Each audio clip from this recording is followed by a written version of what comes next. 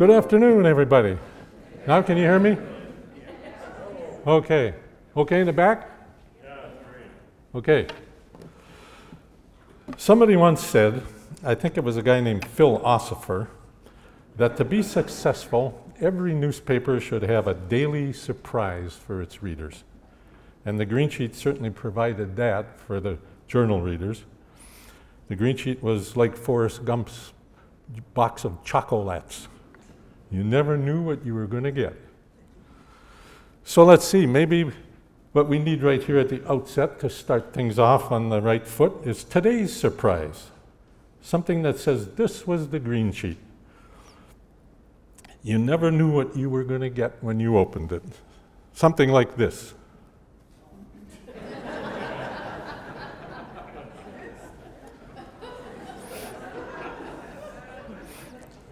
So maybe that'll get you in a Green Sheet frame of mind. Somewhat fitting, don't you think, given that this is the dairy state? Thank you, Paul, for that introduction. You are so good at embroidering and exaggerating that I bet you're in high demand to give funeral eulogies. Paul and I do go way back, as he pointed out.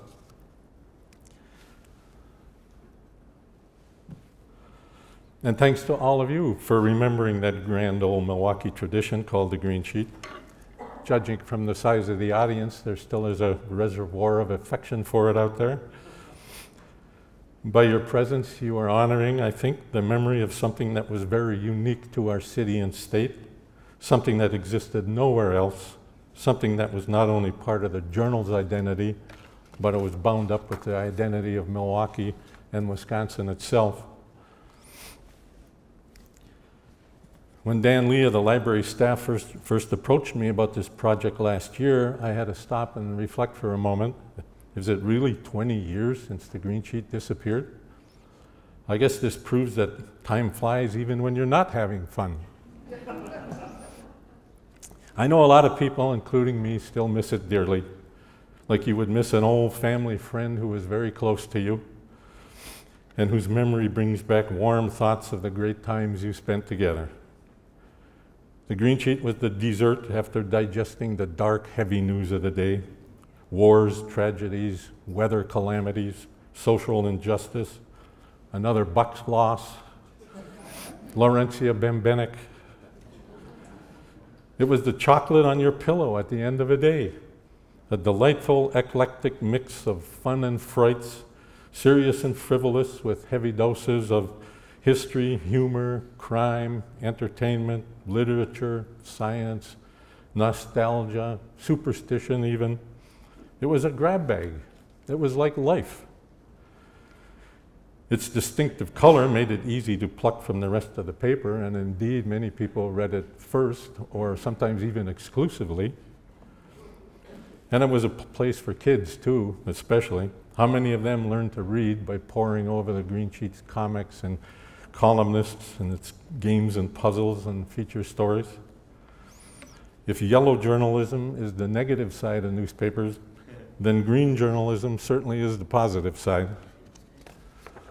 Things have changed in 20 years, of course. The internet has become part of everyone's life, brings the world to our door every day, and has supplanted many of the functions that used to be provided by a newspaper. In fact, I like to think sometimes that the Green Sheet was way ahead of its time. In some respects, it was the YouTube of its day. Think about it. Where do you go today to find inspiring and comforting human interest stories, educational and entertaining features, jokes, all things wild and wacky and witty and weird even, goofy pictures like the one I just showed you, and these.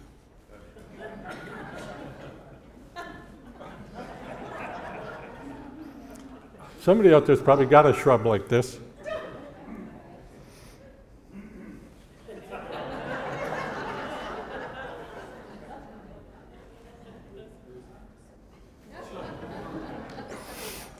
And oh, what fun we had in putting it together every day. Our job was to assemble all the pieces, puzzles, comic strips, columnists, feature stories, funny photos, bits of whimsy, and put it all together into one big package of fun and usefulness. I always looked on myself as simply the caretaker of a priceless heirloom, much as the security guard at the Pabst Theater or Lambeau Field probably feels. When I took over as editor, I followed the advice of my boss, George Lockwood, who was assistant managing editor for features. He told me, take good care of her. She's part of Milwaukee's personality. And indeed she was. The green sheet was she, I suppose, because she was like Mom. Always there, steady, secure, supportive, always there to share a laugh or wipe away a tear. And no bad language allowed, or your mouth would be scrubbed up with Fels Naphtha soap. And so with that, let's get started on our trip down memory lane. Our sources for much of the historical material here are Bob Wells' wonderful book, The Milwaukee Journal, an informal chronicle of its first 100 years, and from the Milwaukee Public Library files, of course, and my own collection of historic newspapers. And the Journal Sentinel has been very helpful in providing photos and logos and permissions. The green sheet was a genuine Milwaukee icon, just as these other fixtures that helped make Milwaukee famous. We could add a lot of other icons from a vanished era, of course. The Interurban, Schuster's, Blatt's, Beer Gardens, White Oleo, the Melody Top, Sydney High Building, Crazy TV Lenny. All of them now, of course, are remember whens themselves. So for the answer, we turn to the world's foremost authority on almost everything.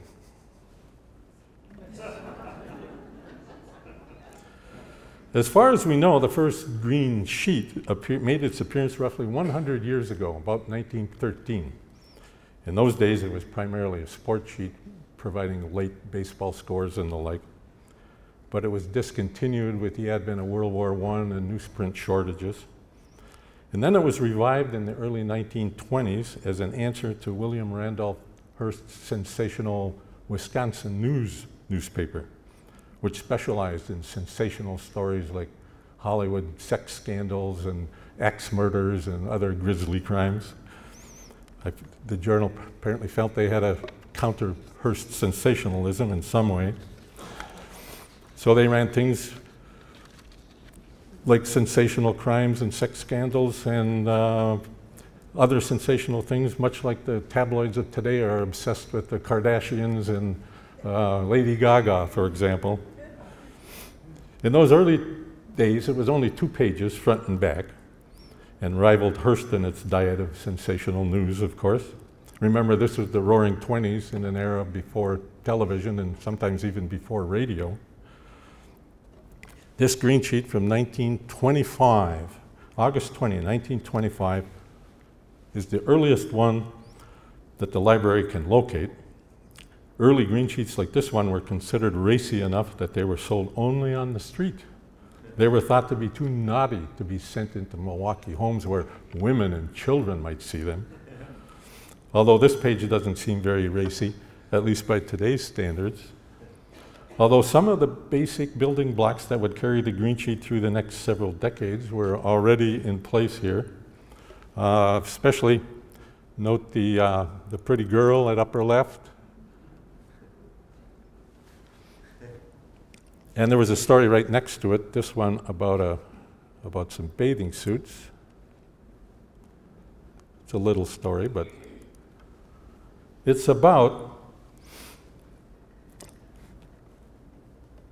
the story next to it is lamenting that snug bathing suits seem to be doomed because a California judge had just banned them from a beach out there because he complained that women, especially, were wearing next to nothing. And this is 1925. He should see what's happened since. Also on the page is a story about a guy who went cuckoo because of his neighbor's annoyingly loud cuckoo clock. That sounds like a green sheet story, doesn't it? The iconic overline at the top of the page is already in place. It says, the most attractive filling station ever built is the dining room. And note the modest use of a green sheet logo at upper right.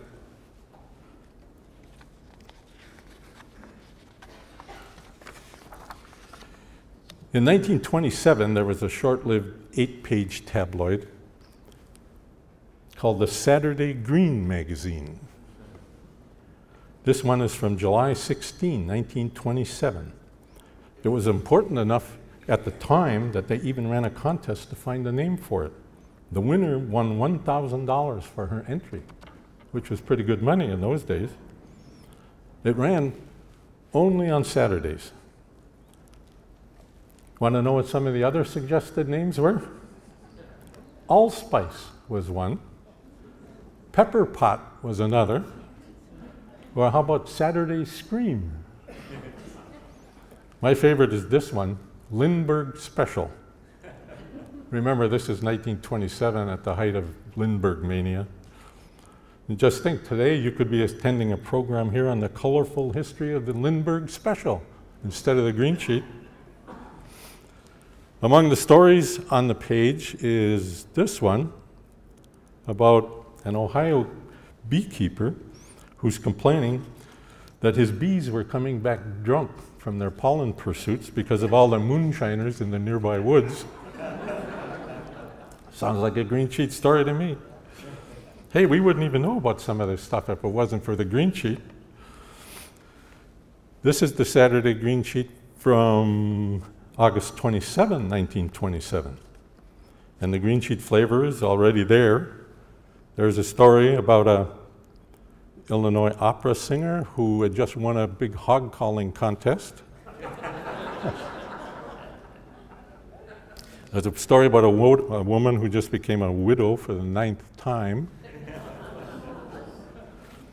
And there's this one about the New York Society for the Suppression of Vice. Remember, this is the Roaring '20s and Prohibition.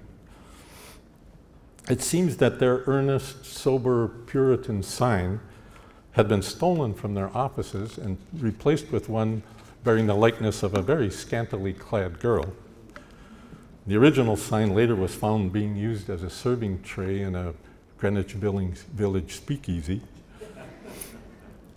These all sound like green sheet stories to me. We'd never know about this kind of stuff if it wasn't for the green sheet. But this special Saturday version of a green sheet apparently soon expired. So the $1,000 apparently was not money well spent. In that same year, 1927, a new editor was put in charge of the regular daily green sheet.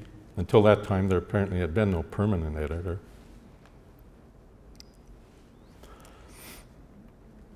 Larry Lawrence, who had come to the Journal in 1921 as a rewrite man, remember when there were rewrite men? He was named green sheet editor in 1927, sorry. And he began to soften its sensational edges, transforming it into a mix of entertainment stories, news, gossip, comforting stories of inspiration and hope, the oddities and pratfalls of the human condition, games, puzzles, comics, human interest stories, humor, and pictures of pretty girls, of course. This is Lawrence on his retirement in 1961. He also ran a lot of short stories and serials, as many papers did in those days, fictional stories that continued from day to day, much like modern or later day soap operas. He even wrote some of them himself. By 1929, the softened green sheet, still only 2 pages, began to be delivered to Milwaukee homes. Apparently it was now suitable for women and children. In 1934, it grew to 4 pages finally, the form most of us are familiar with. There was even a Sunday green sheet for a short time in 1934, but that soon was discontinued. So the question everybody wants to know. Today's question comes from little Stevie Mersch of Sheboygan, Wisconsin. Andy sends Stevie a 20-volume World Book Encyclopedia set.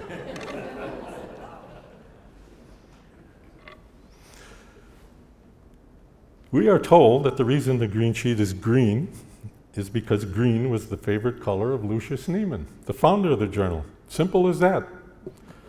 The authority for this is longtime journal sports writer Billy 60, who played a lot of golf with Niemann. And Billy was with the Niemanns, we're told, at a racetrack in Florida in the 1920s, when Mrs. Niemann prevailed on Billy to place a bet on a horse named Lucius, whose colors were green and white, incidentally. The horse was an 8-to-1 long shot, came in first, made a lot of money for the Niemanns, or Mrs. Niemann anyway. So apparently that had something to do with the green color too. But a lot of other things around the journal were green also. Delivery trucks, newspaper tubes for home delivery, the street boxes. In fact, green wasn't the only color the journal liked. For many years there was a peach section printed on peach-colored paper, which is a little hard to discern here because it's faded somewhat. This was primarily a section providing late news, especially late-breaking sports news, and was available on street sales only. Those scores at the top of the page, if you'll notice, the first one, Cleveland, Washington, is only the score through the 6th inning. That was the latest they had when they went to press. The other two are from the 8th inning. Oh, look at that, the Cubs are actually winning.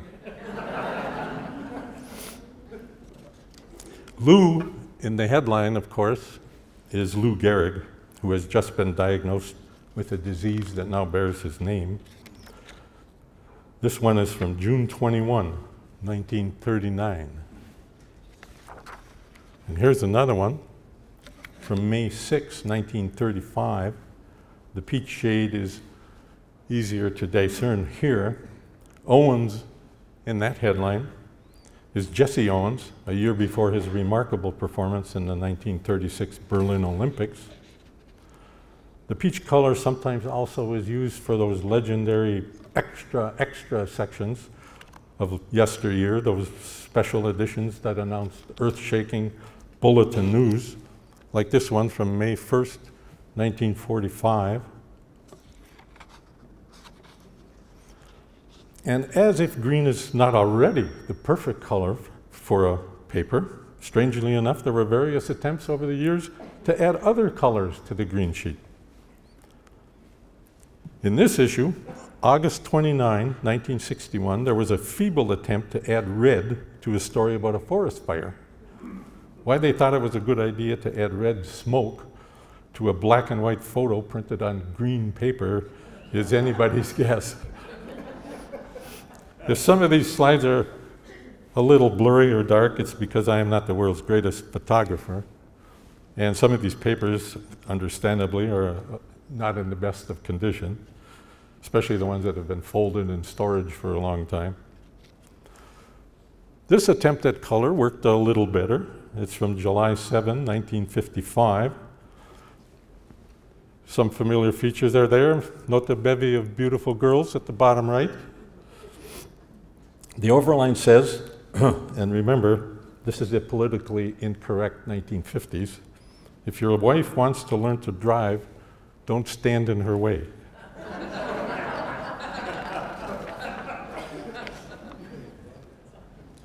And here's one from November 26, 1992, Thanksgiving. This one works very well.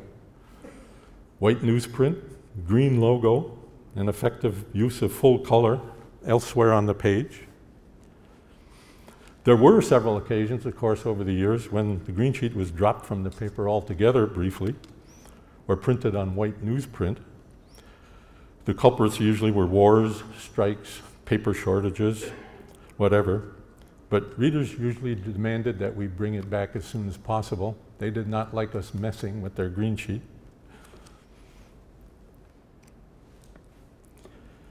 Our whole theme here today, of course, is remember when. The green sheet and the library enjoyed a long relationship through this popular feature, which ran in the green sheet for 31 years, a total of 2,279 installments. Drawing on the library's vast files, we brought the past to life in a cavalcade of vanished icons, architecture, people, cultural events, and customs. You will see many of the great old remember when photos sprinkled throughout here today. This was the first one, November 12, 1963, showing the Milwaukee courthouse in the 1880s. Here's another one. It's the old Chicago and Northwestern Depot, circa 1890, which dominated Milwaukee's skyline in those days.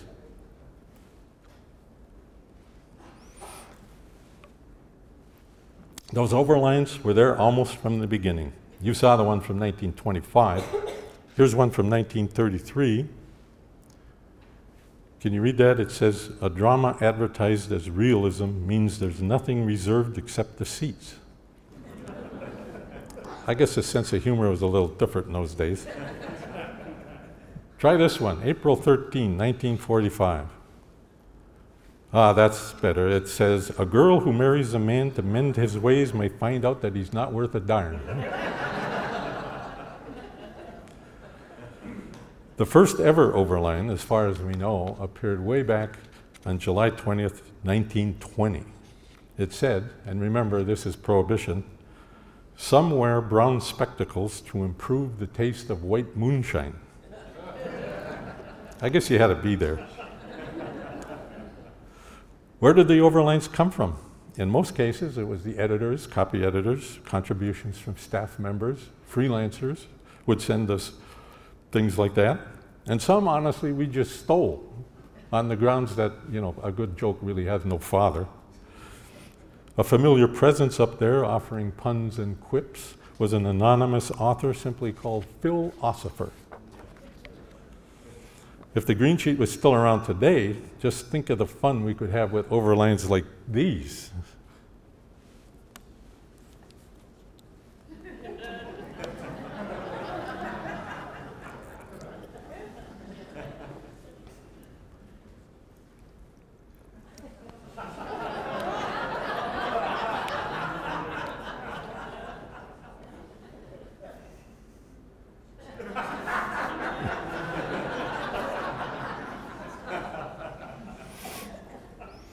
Ah, remember when?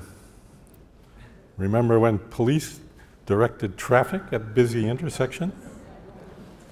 This is the intersection of Fond du Lac Avenue looking east, up at the upper left there, 35th Street and Burleigh. The year is 1950. And how would you like to have that lonely cop in the middle job right there? No traffic lights.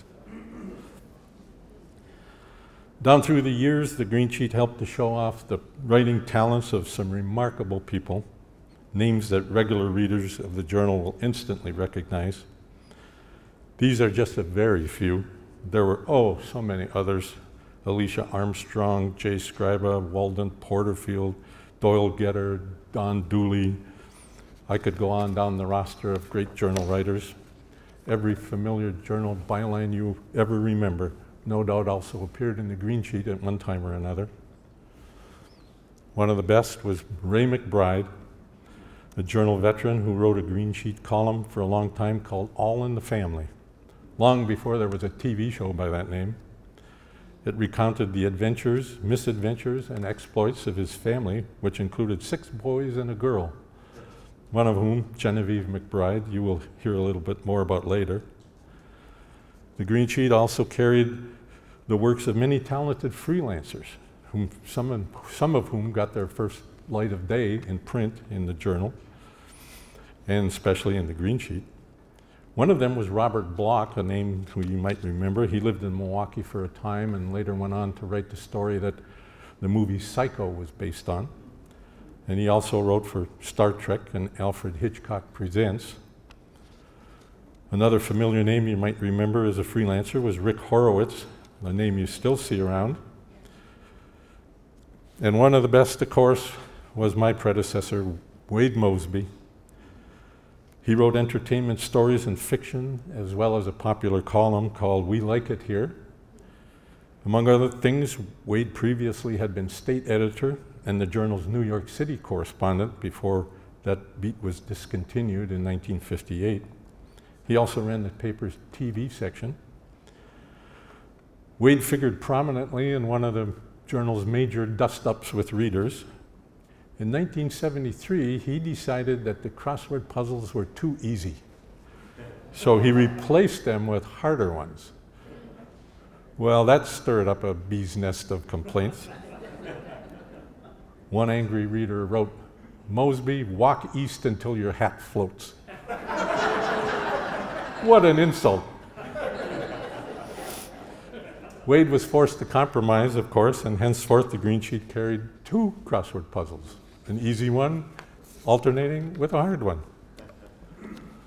But there were 2 people especially whose names are synonymous with the green sheet.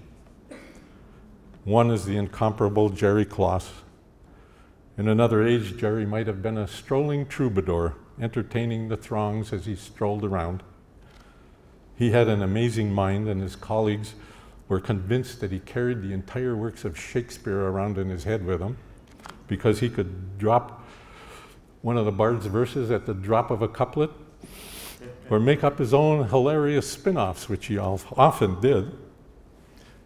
This is his first column from February 1, 1960. He kept up this stream of incredible creativity for 29 years. Jerry did a lot of things for the journal: feature writer, satirist, reviewer, columnist, poet, essayist, and apparently chief camel tender for the journal's fleet of camels. But most of all, he was our resident humorist. He introduced us through his column to memorable characters with unforgettable names like Helena Handbasket, Nina Menashe, remember her? Yes, sir, that's my baby. And Hail Fellow, well met. Permit me to read just a small sample of his work from this book. It's called Green Sheet and Then Some, the best of Gerald Kloss. This is for all of you commuters who daily face the ordeal of driving I-94. It's called September Song from 1981. This is the time of year when it's best not to be driving to work from the west. For dawn now breaks and the sun doth rise into the western commuter's eyes. With its beams aimed fiercely below the visor, he cannot escape the solar riser. So heading eastward on 94, he wages a constant sunshine war, cursing the weatherman's cruel mistake of not placing cloud banks over the lake, praising the bridges and overpasses that provide brief shade for his tinted glasses, then raising a hand to shield his sight from the next new burst of blazing light, until at last he reaches downtown, his eyes worn out and locked in a frown, and bemoans the fate and evil bounty that caused him to move to Waukesha County, where the drive to work and the homeward flight give him sun in the morning and sun at night. What a talent.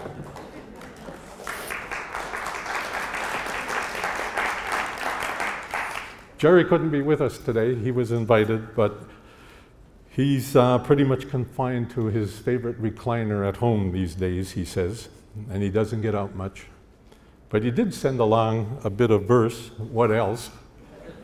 In response to my invitation, he said, "Dear Dan, the saddest words from this recliner are these: I must be a decliner."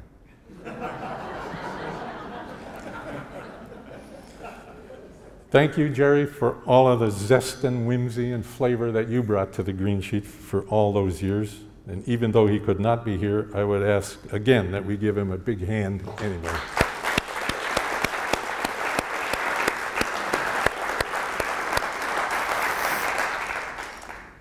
And as an old copy editor myself, I think most of the great writers we've talked about here today would agree that you're only as good as your copy editor. They tidy up your Pulitzer prose, save you from embarrassing slips, and create a succinct headline for your story. Or in the case of the Green Sheet, a funny headline often.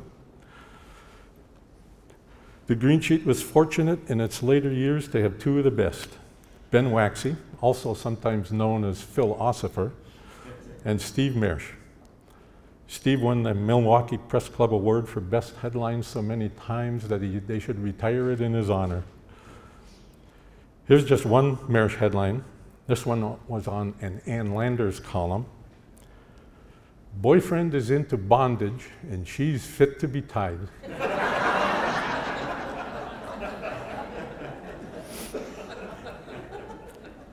This one was on a story about a disco toga party. They were dancing sheet to sheet. One of the functions of a copy editor, of course, is to prevent embarrassing headlines from getting into the paper.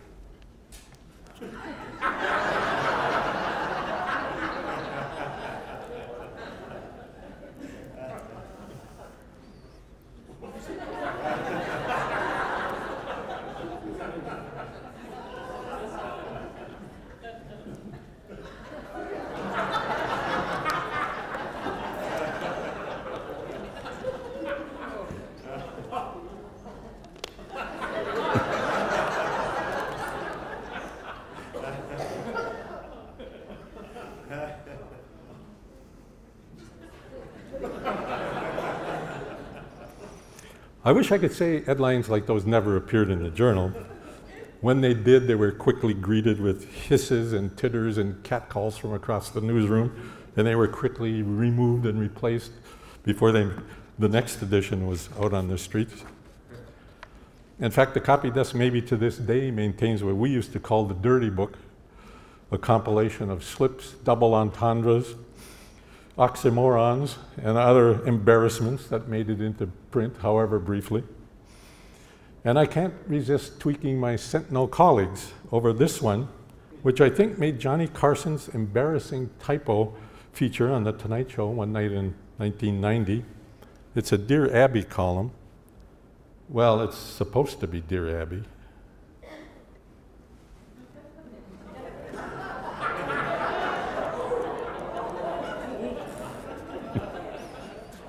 Happens to the best of us.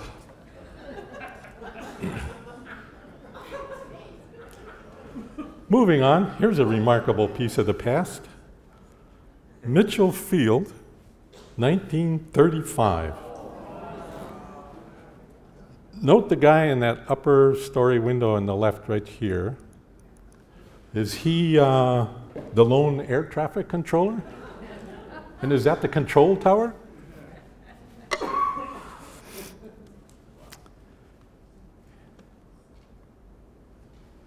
Haymarket Square in the 1890s.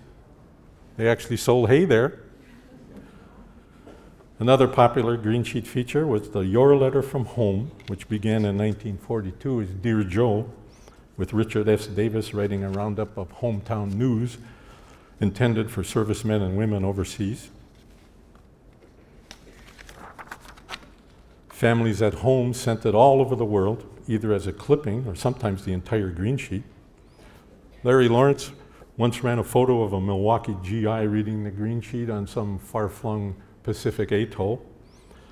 And pretty soon he was flooded with similar snapshots from theaters of war all over Europe and the Pacific. There are stories of Milwaukee people sending the green sheet and the letter from home to family members elsewhere on the globe for 40 years or more. And there are some great stories connected with that. I talked to a Milwaukee World War II vet one day who told me that toward the end of the war, when the Allies were chasing the Germans across France and back to the Rhine, his unit was in a series of firefights with the enemy, and they moved into an old abandoned farmhouse that had just been vacated by the Nazis. In a corner, they were astounded to find a stack of old green sheets. They had a lot of fun picturing these Nazis sitting around with their subscription, chortling over the stories and comics that they found there, until someone finally figured out that the farmhouse obviously had been first occupied by an earlier group of American soldiers, which must have included at least one guy from Milwaukee or Wisconsin. And then they in turn had to abandon it, and then the Germans took it over.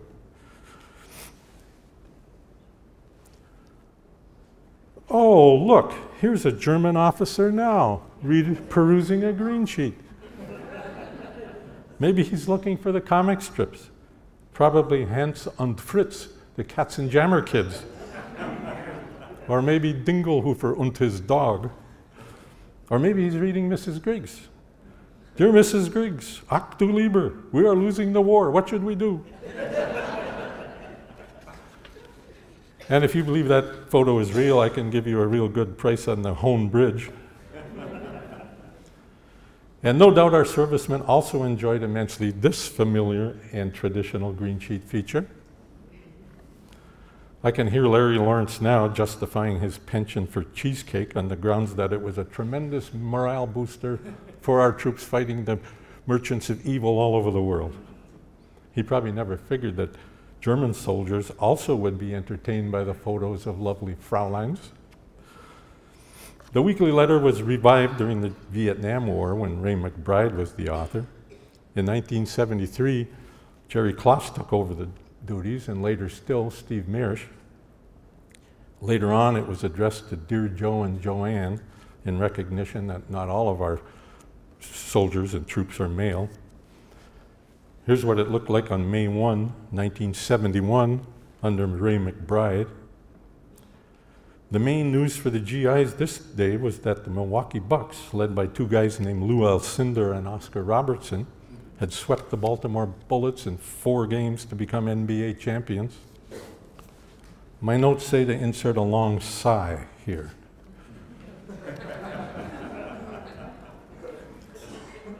In some respects, the green sheet was way ahead of its time.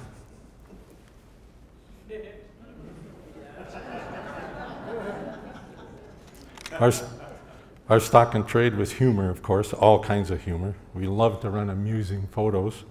These next 2 were from a series we ran called Picture This.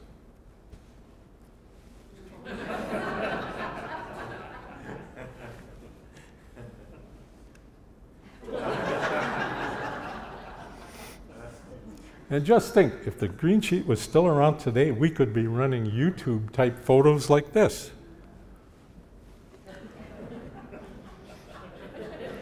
He's about 5'3", officer, wearing a red jacket, smells of beer, and he took a shot at me.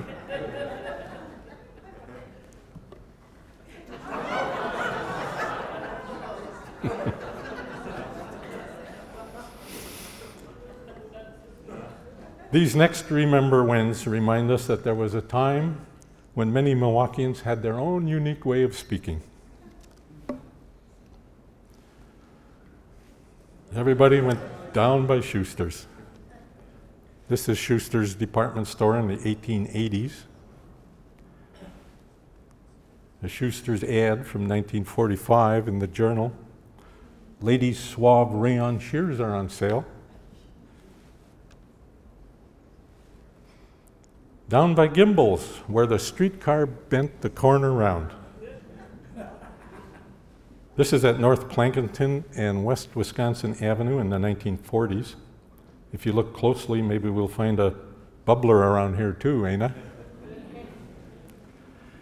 Some of those great old unique expressions, like down by Schuster's and Ana, came to be known as Milwaukee-ese, delightful expressions that resulted from mixing English with the tongues that so many immigrants brought to our city. There was a book, probably available here in the files at the library, called Milwaukee Talk, published in 1951 at the urging of WTMJ's radio and TV band.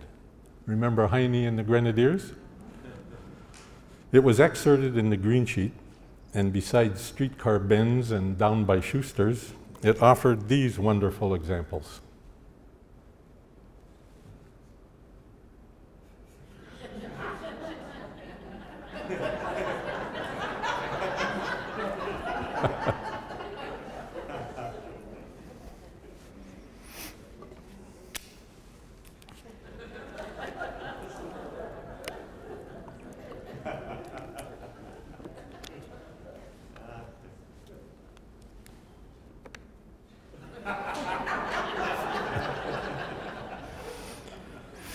And now we come to a name that is synonymous with the green sheet.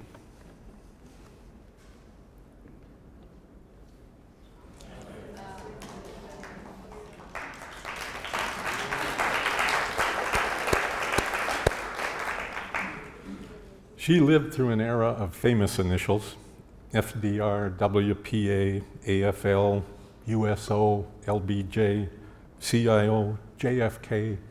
But in Milwaukee, at least, she had the most famous initials of all. I can only touch on a small part of her incredible life here, but I highly recommend to you a new book due out this spring, written by two of my old colleagues at the Journal, Jen McBride and Steve Byers. It's called Dear Mrs. Griggs, Women Readers Pour Out Their Hearts in the Heartland. It tells the full story of this remarkable woman and her accomplishments, and how her name was as familiar to Milwaukeeans as that of the mayor or the governor. She had a fascinating newspaper life in Chicago even before she came to the Journal.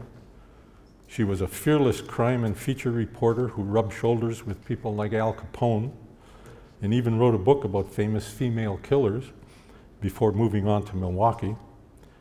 She was married briefly to Bruce Griggs, a buddy of Larry Lawrence, who died tragically in a car accident shortly after they were wed. She never remarried and also always spoke of Bruce as if he had just left yesterday. One story says her legend here began in 1934 when Larry Lawrence asked his diminutive assistant, Ione Quinby Griggs, to begin writing a personal help and advice column. It was so successful that she kept at it for 51 years. She helped so many people that some grateful mothers named their children after her. And many readers also later claimed that as children, peeking at the topics in her column, she taught us about life. At one point, she received up to 5,000 letters a week. One wartime column about girls who picked up soldiers on leave in Milwaukee brought in 7,000 responses. In this day and age, it is difficult to appreciate what this woman meant to several generations of Journal readers. In the 1950s, the old Cornet magazine called her the angel of the green sheet. She was nationally known, and at one point had her own radio show locally. She wrote with compassion, understanding, and good humor, and helped many people out of some desperate, sordid circumstances. If it can be said of anyone, it can certainly be said of her. She made a difference. She was fastidious and a creature of habit and a bundle of eccentricities. She wore a hat most of the time, and she kept her telephone in her desk drawer because its constant jangling interrupted her concentration. She was quite adept at spotting phony prank letters, and there were a lot of those. But sometimes she would use them anyway to illustrate a larger point. She was an advice columnist way before the famous twin sisters, Ann Landers and Abigail Van Buren. You might recall the time when Ann Landers came in for a lot of heat for recycling some of her older columns. We asked Mrs. Griggs what she thought about that situation, and she replied, of course, she should have asked me for some advice. Landers, who earlier in her life had spent a couple of years in Eau Claire, told me once that she had long wanted to appear in the Journal, but knew it was close to her as long as Mrs. Griggs, who she called the Queen, was still around. Late in her career, after Mrs. Griggs was gone, she finally realized her ambition. Ione kept a low profile, didn't make very many public appearances. The tour groups, in fact, that came through the Journal newsroom always wanted to know where she sat. They wanted to have her pointed out. Some of them, in fact, didn't even think she was real. They thought she was like Betty Crocker or the Marlboro Man, a fictitious entity. Here are just a couple of her early columns.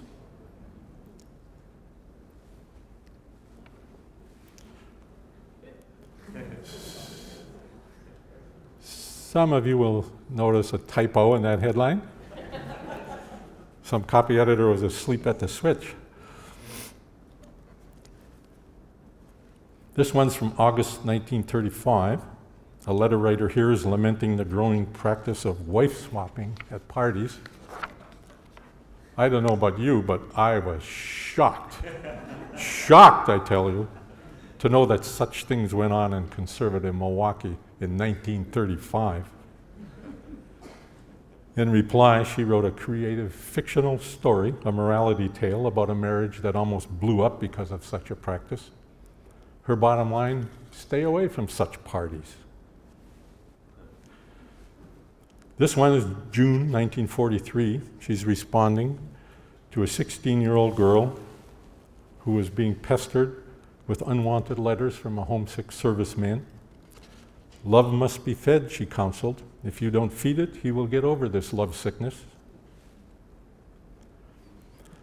And in this one from 1945, she counsels a woman complaining about a guy she's been going with for years who's now playing around on her and breaking her heart.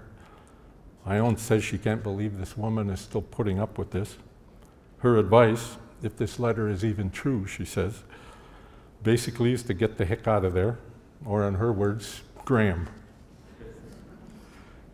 Mrs. Griggs had always been circumspect about her age, and it was only after she died in 1991 that we learned she had lived to be 100 years old, which means she was still writing her column at the age of 94 when she had retired 6 years earlier.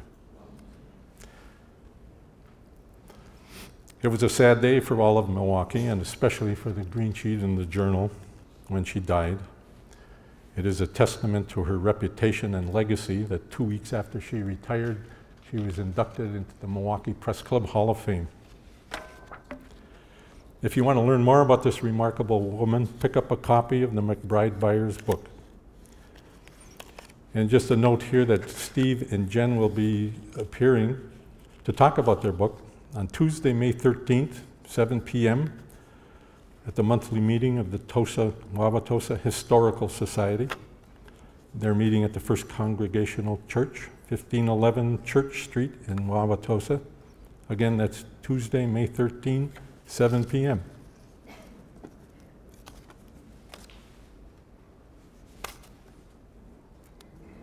Remember the Natatorium?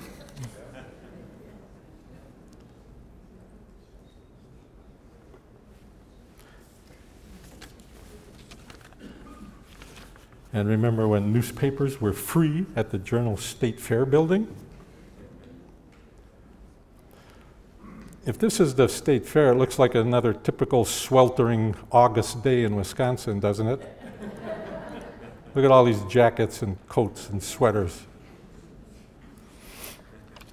The newspapers were free, all right, but they were hard to read.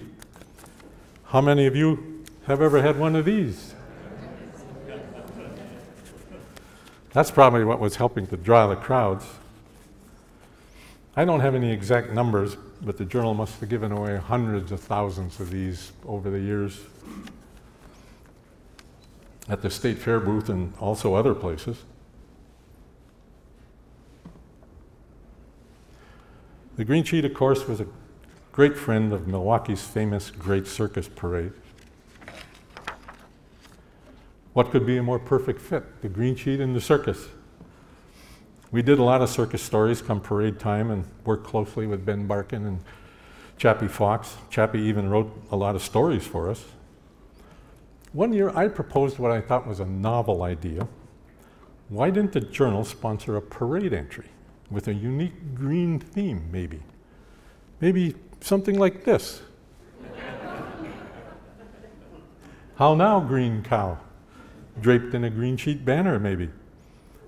Can't you just see it? A barefoot farm boy in a floppy straw hat chewing on a piece of hay, leading a green cow down the street, handing out free samples of green ice cream or green milkshakes, or maybe even these green little journals.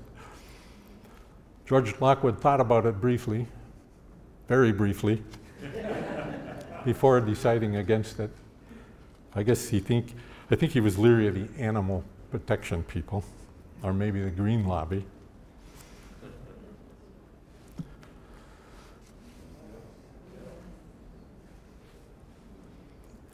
These folks at 35th and Clybourne are on their way to a Hilltoppers homecoming game, 1926.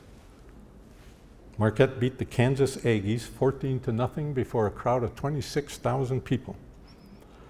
Newt Rockney's Fighting Irish must have been trembling in their cleats at the thoughts of having to face these guys.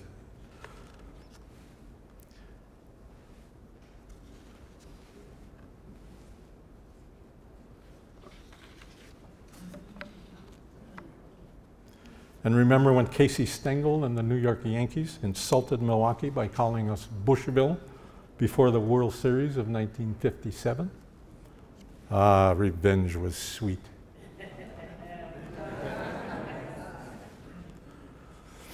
Casey was a comical character, of course. He and Yogi Berra could have gone on the stage with an act together, or been great subjects for a comic strip.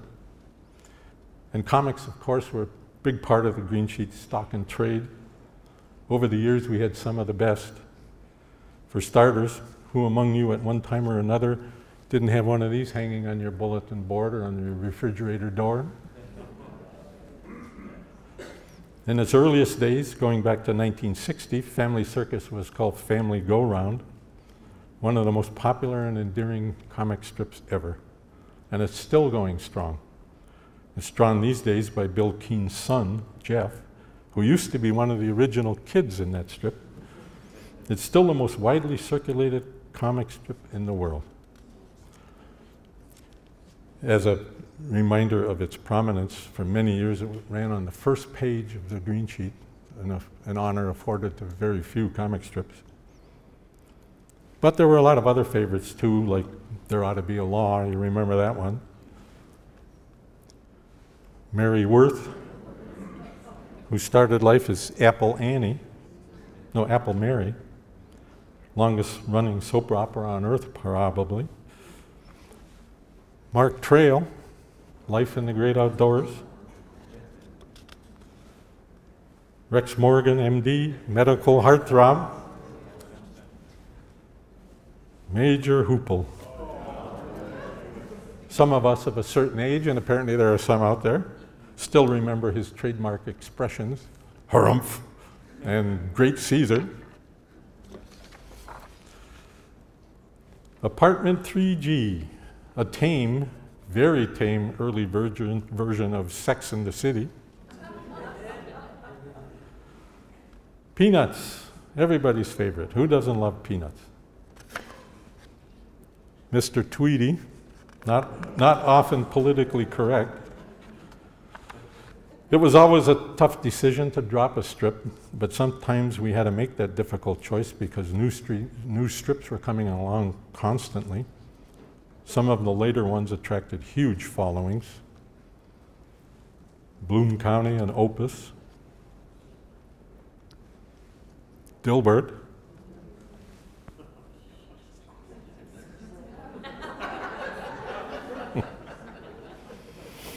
Anybody who ever worked in an office can identify with Dilbert. Herman is saying they're running short of arrows. And this next one is my personal all-time favorite Far Side cartoon. The real reason dinosaurs became extinct.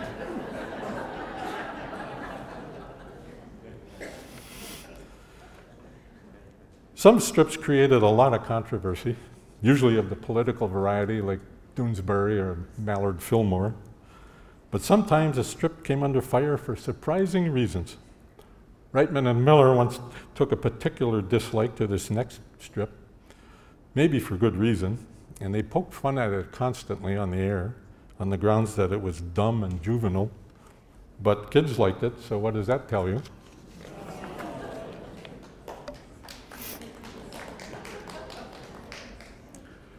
They mounted a campaign for us to get rid of Nancy, which we did eventually down the road.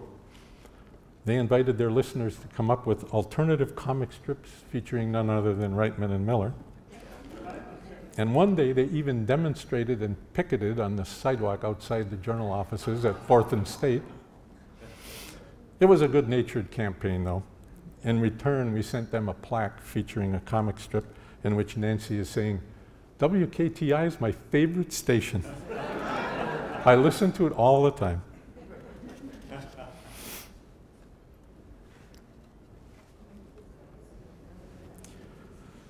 And you thought our recent winter was the worst one. Well, actually, it probably was, I guess, hey? Remember the era of opulent theaters? This is the Oriental, 1929. Hey, look what's playing, The Green Murder Case. The green sheet, of course, was always big on people who collected things. Giant balls of string, matchbook covers, baseball hats, barbed wire, beer cans, multiple wives, whatever. It once was said that the green sheet would run a story about anybody who had more than 2 of anything. It also was said we would run any story that came along about the Titanic, Ed Gein, or the Nazis. We were also fond of people who grew enormous vegetables.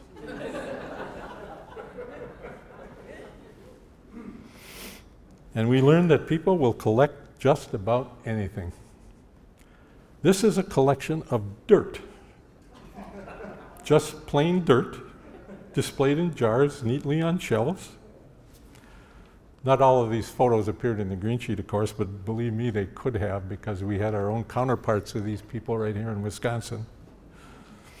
And once again, the green sheet was way ahead of its time. Today there are popular TV shows about people who collect things and hoarders. I sent a reporter out once to investigate a story I'd heard about. A local guy had dropped off a card advertising the world's largest collection of yo-yos. I was intrigued. This would make a great photo layout. A yo-yo museum right here in Milwaukee? What a great green sheet story. He came back laughing hysterically. I'd been had. The address was City Hall, specifically the aldermanic chambers.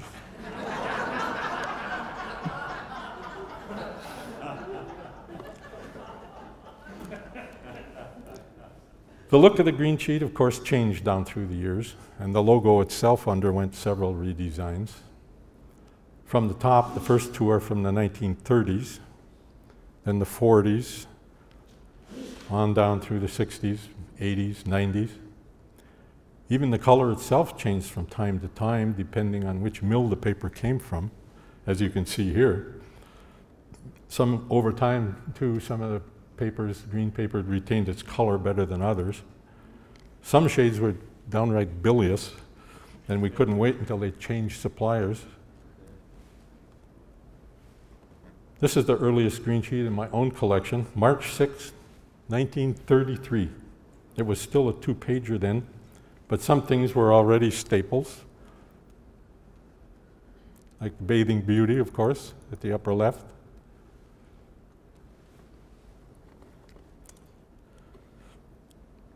That's what passed for cheesecake in those days, I guess. And the green sheet logo up there at upper right is still quite modest. This is the back page of that same paper. Somewhere on there, there's a story about a man who has been hiccuping once every minute for 7 years. Sounds like a green sheet story to me. This one is from August 16, 1935. By now it had expanded to 4 pages and had begun to develop a distinctive green sheet logo up there in the middle.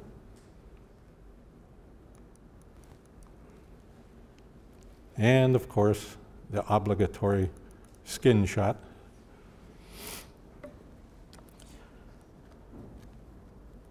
There's also a column on there called Not Exactly a Column by the legendary Richard S. Davis, who appeared in the green sheet for many years. Here's pages 2 and 3 of that 1935 issue. Many familiar features are in place, including another pinup in the middle of the page on the right. Note the contrast to later years when the growing number and popularity of various comic strips more or less took over these pages. And look how wide open it is, not a single ad. I like to call the green sheet the green goose that laid golden eggs, because it was the journal's loss leader in a way. It didn't really pay for itself, which was part of the rap on its later, but it brought a lot of customers into the store who stayed around to sample the rest of our wares. This is page 4 of that issue, more comic strips, although we're nowhere near the number carried in later years. And note at the bottom left, a feature called Our Club, which was a club for kids promoted by the Journal, and earlier had been known by the name Secretary Hawkins. Some of you might remember that. There was a radio version too on WTMJ, and at one time it claimed to have 250,000 members. The club gave away free tickets to movies and baseball games and held picnics for kids. If you look closely at any of those inside pages, you might find at the bottom what we used to call column closers. Little one-paragraph trivia items that in the old hot type days were used to fill out a column of type when the story above it came up a little short. You could learn some interesting and even startling information in some of these little tidbits. Here's an example of one that appeared in the Journal, and I quote, "With the rise of Christianity, the church banned public baths, and for centuries in the Middle Ages, most people stank."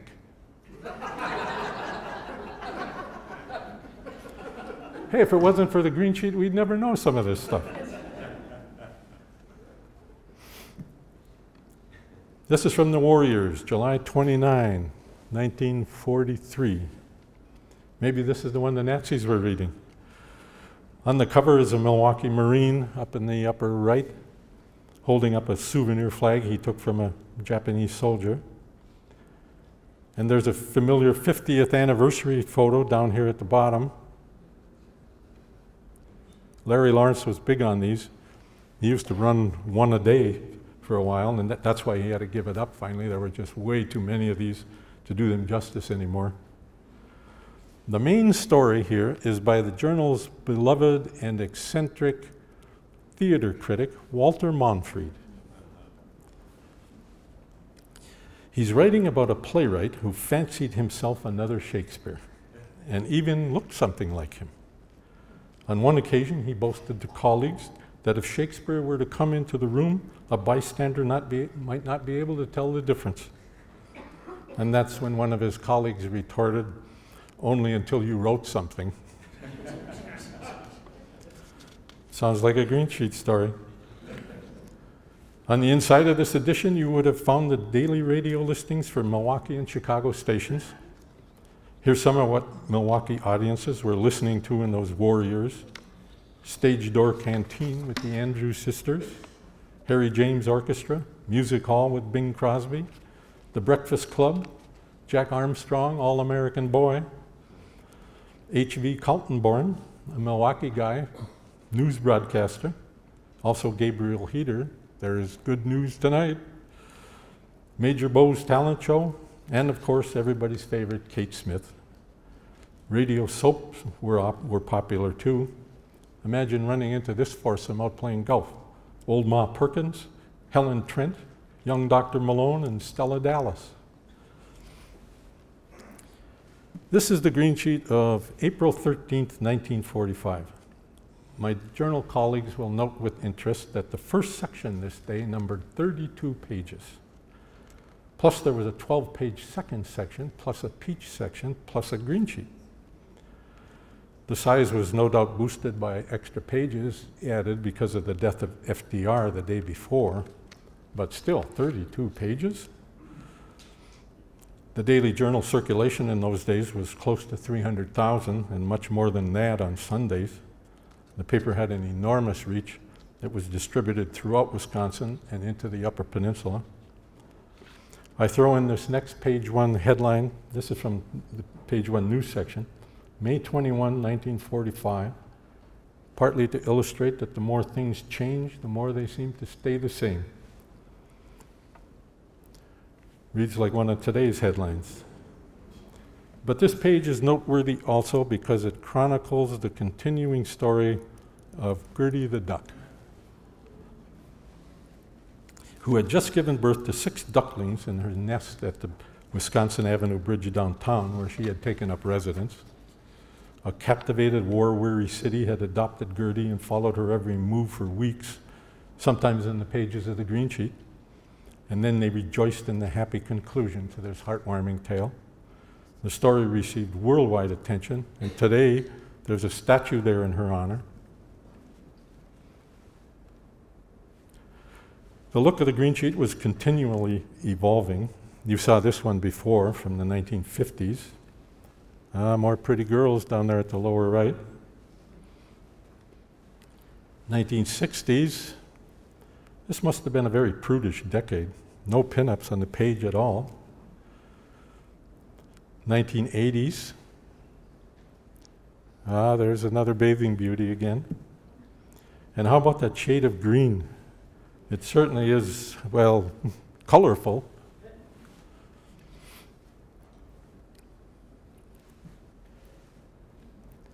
Boston store used to deliver. So far we've seen 2 department store giants, Schuster's and Boston store. And here's a third. This is how Gimbel's looked, 1901. And let's not forget that there was a Chapman's too, among other department stores. And speaking of old relics from the past, this guy you might recognize. Back in the 1980s, I wrote a regular column aimed at getting readers involved in some wacky and whimsical projects. In fact, the name itself, The Greenskeeper, was the result of a reader contest. One of our first efforts was a search to find, as Paul mentioned, the worst handwriting in town.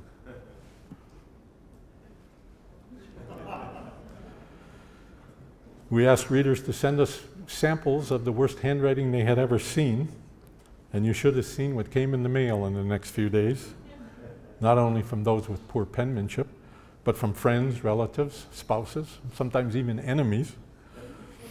But we almost outfoxed ourselves because it was hard to pick a winner when you couldn't even read the names or the handwriting.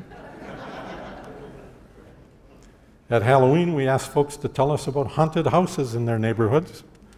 These are just a few of them.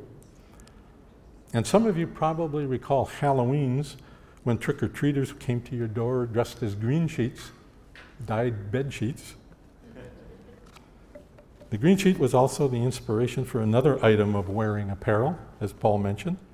We had a special affinity for St. Patrick's Day, of course. One year we did our civic duty by providing readers with a quick way to create something green to wear if they'd been caught out at their home or office or school without the right Irish color. We showed them how to make a last-minute green tie by folding a green sheet in a certain way. And the next year, we showed them how to make a green bow tie. That's one of my grandsons. I regret he will never know the fun of the green sheet. Carson, I think you need to work on that knot. Besides the tie, the green sheet also had some other useful purposes. Unlike the rest of the paper, which often suffered an ignominious end the next day at the bottom of a bird cage or as a fish wrapper, the green sheet managed to live on in a much more noble afterlife, because many of you had discovered that along with the Sunday comics section, it was a colorful and inexpensive way to wrap presents if you ran short of regular wrapping paper. The idea for the tie came from an old friend of mine, journal photographer Dean Johnson, who also brought along today an actual printing plate up here at the front stage. It's from the old green sheet hot type days, and there's a couple of old green sheets there too for inspection if you want to come up later and look at them. The tie story is illustrative of how many green sheet stories originated.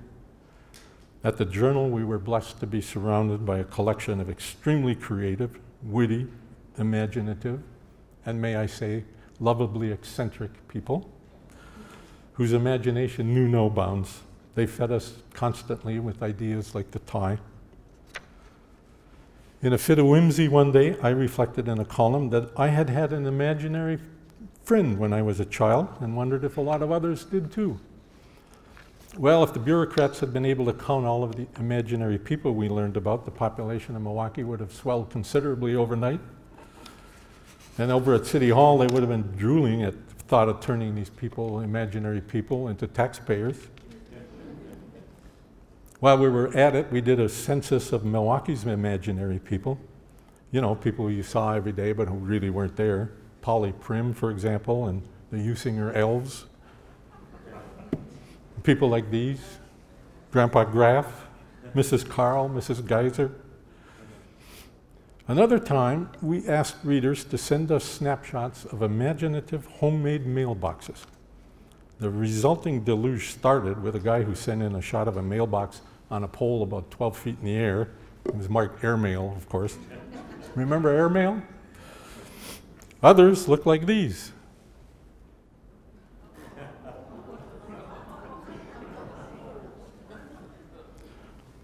Notice on that hammer mailbox, even the red flag for outgoing mail is in the shape of a hammer.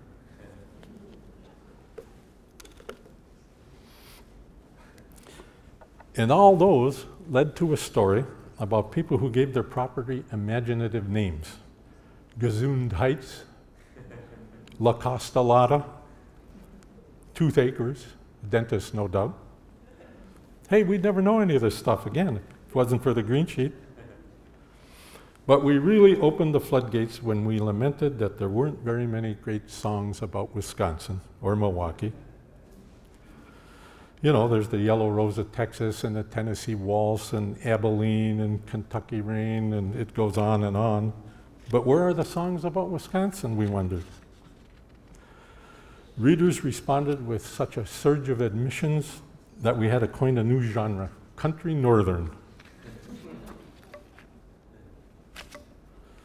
We had to split the entries into 3 categories. One was for people who invented entirely new but fictional songs that didn't exist. My Begonia from Caledonia. By the Time I Get to Peshtigo. Racine with the Moon. The Farmer in Adele. I think I liked that one. Another category was original lyrics. One of the best was Dairyland, sung to the tune of Dixie. If you will now all please turn to page 233 in your green sheet hymnals and sing along with me. In Dairyland where I was born, and we must milk the cows each morning. Pull away, pull away, pull away, Dairyland.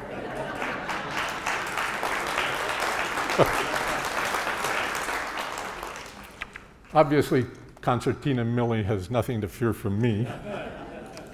Hey, again, we'd never know any of this stuff if it wasn't for the green sheet.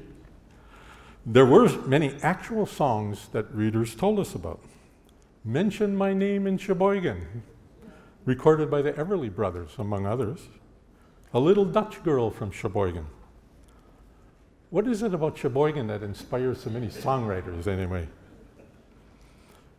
Witness this one, a little ditty from 1918 called Sheboygan, with these boastful lyrics.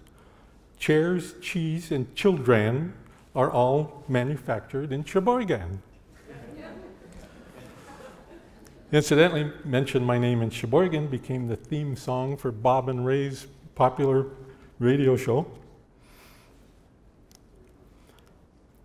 And here are some other genuine Wisconsin songs, besides On Wisconsin, of course. I Went for a Walk in Oconomowoc. That one actually stumped the Tonight Show band in 1965.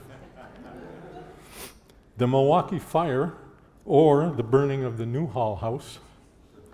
I wish I'd been around to watch that one climb the charts. How Do You Do, Wisconsin was another one.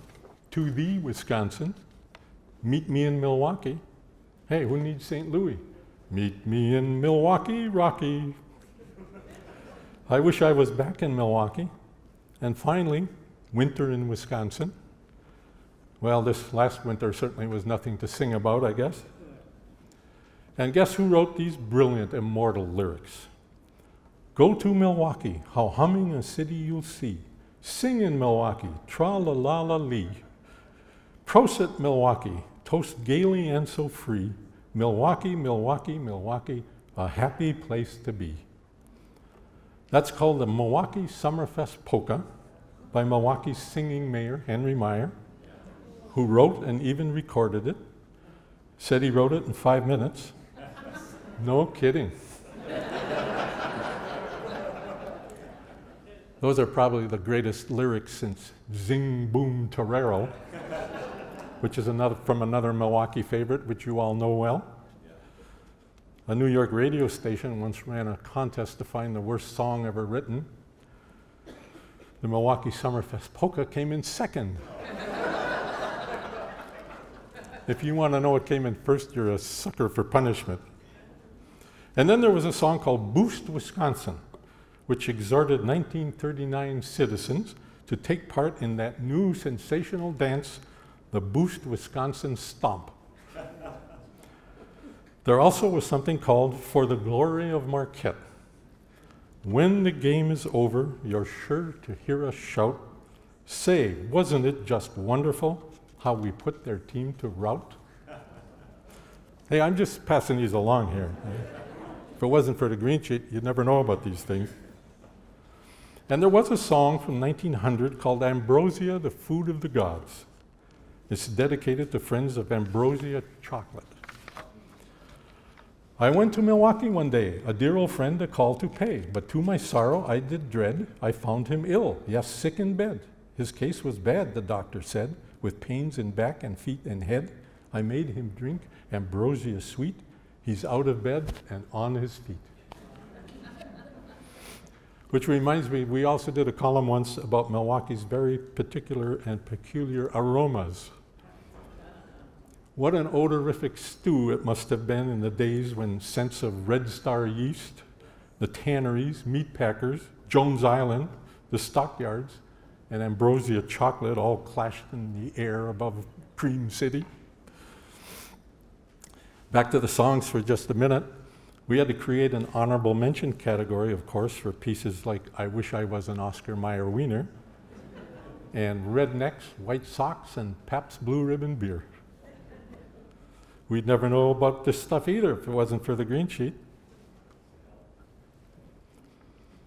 Did you know that none other than John Philip Sousa wrote a march in 1917 called Wisconsin Forward Forever, dedicated to the faculty and students at UW. 7 years later, in appreciation for an honorary Doctor of Music degree bestowed on him by Marquette, he also not only wrote but performed here a number called the Marquette University March.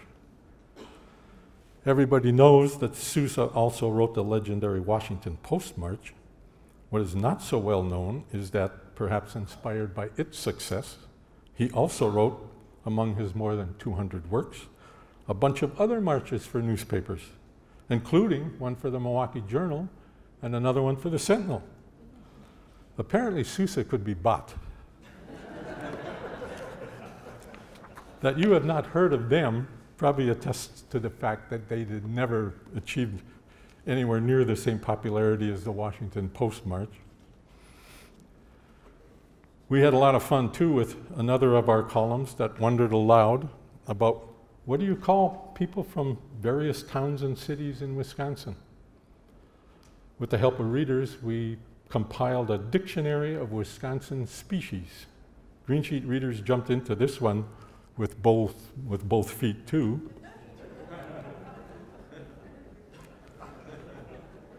What do you call people from Oconomowoc? Oconomowokians? Oconomowoctopusses? Oconomowalkers? After long deliberation, we decided it would be best to call them people from Oconomowoc. Here were some other entries. Wapunsters, Thiensvillans, Muskegoats, and what do you call people from Cudahy? Why, Cudahyus, of course. And some more, Elm Grovelers, Slinger Shots, Embarrassments, Menominee Falsies, Wood Ruffians, Huracanmen, Baraboo-boos, and if you used to live in Mukwonago, that meant you were a Mukwanawint. So you see, our readers could be as witty and creative and imaginative as our writers themselves. When trivia tests became a rage back in the 1980s, remember Trivial Pursuit? We not only ran a daily trivia test, but we came up with our own green sheet trivia game. For our trivia board game, staff members pitched in, and came up with all kinds of trivia questions about Milwaukee and Wisconsin. Readers could cut out the question cards from the bottom of the page every day and play this big board game that took up most of page 1 on the first day. Some of the questions were easy. What happened on the same day as the Great Peshtigo Fire? The Chicago Fire, 1876, of course. And some questions were very, very difficult. This is my all-time favorite Milwaukee trivia question, researched by my friend and colleague Mike Zahn.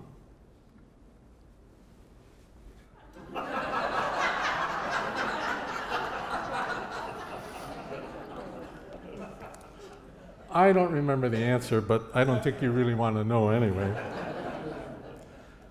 Incidentally, I can't tell you how rewarding it is to be with such a hip and sophisticated audience that I don't have to explain what Milorganite is or where it came from. I think I'll let Jerry Kloss explain it, sort of. This is from 1980. Jerry was pontificating when it was announced that Milorganite was going to be perhaps phased out of production. So he had this to say: "An era ends and age reposes, glimmering slowly on the sight, as we chant through streaming eyes and noses, farewell, farewell, Milorganite.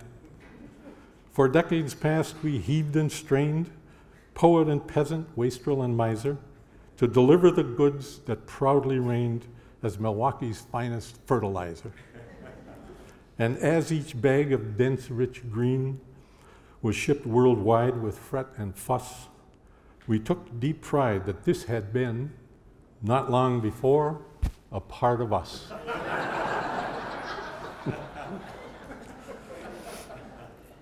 There's more, but you get the idea. And if you're wondering how we came to choose this particular slide for our show on Milorganite, well, it was simple, really. We just used the process of elimination. Sorry.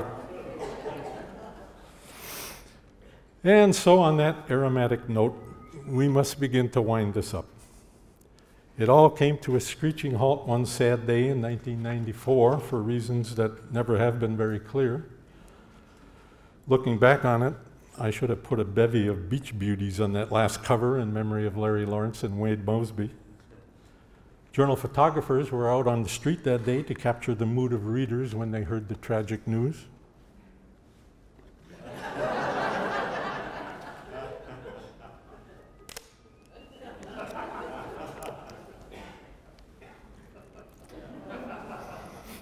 They're obviously very upset about the elimination of the green sheet.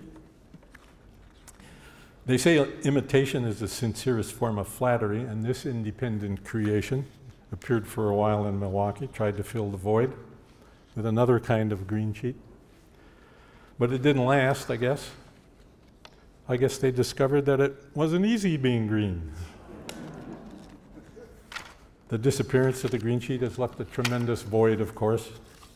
For example, where do you go these days if you come up with a great idea for one of those overlines? Like this?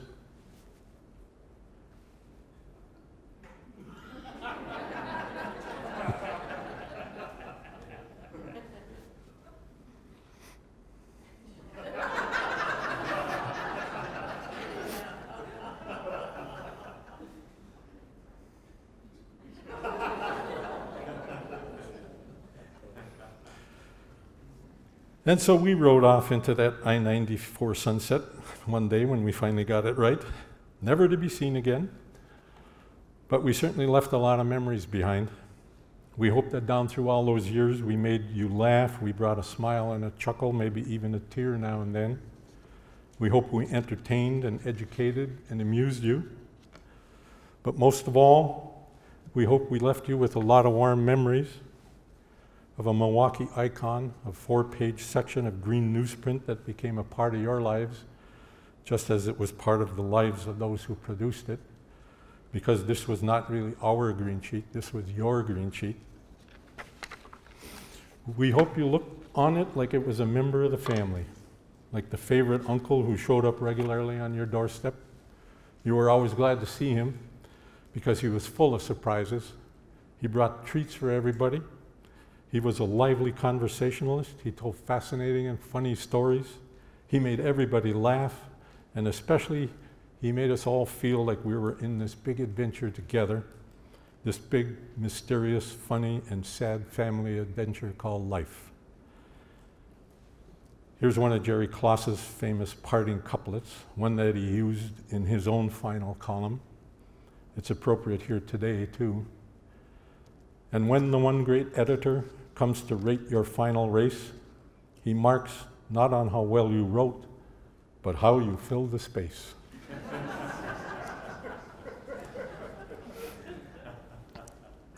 All in all, we think we filled the space pretty well down through all those years.